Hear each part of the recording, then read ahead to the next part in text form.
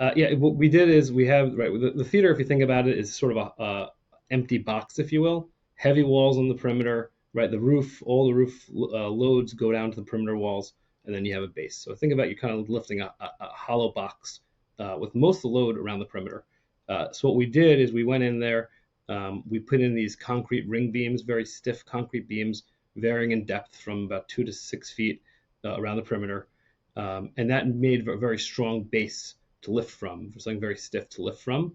The foundation and lift subcontractor, which Urban Foundations, led by Tony Mazzo, they came in and drilled these caissons into the ground. So kind of, if you would, like a hydraulic lift, sort of like you might have in a hydraulic elevator, right? They sort of a plunger into the ground, and they built 34 of these. I'll call them plungers into the ground that were pushed up underneath these concrete beams.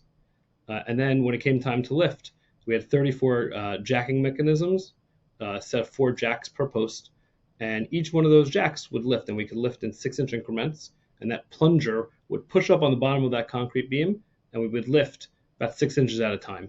For every time before we would do a lift, whether it be 2 or 3 feet in a day or just the first couple inches, there was a series of 10 or 12 of us, something like that, of different engineering firms and architecture firms and other consultants who had to go into walk into the theater, look at it, make sure if there was a little something, a reading here, a reading there, and look at it and just make sure that things looked right every time we lifted. So it really wasn't just like it was collaboration and design, and then even during the process, you had a slew of people had to really get eyes on this thing, all doing different specific things.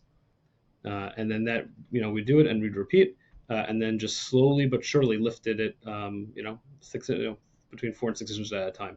It makes really interesting noises when we lift. Like it has these little like pings and dings as the thing kind of rides up there, and you kind of get used to them, but it's still a little bit eerie. You kind of listen for the right noise.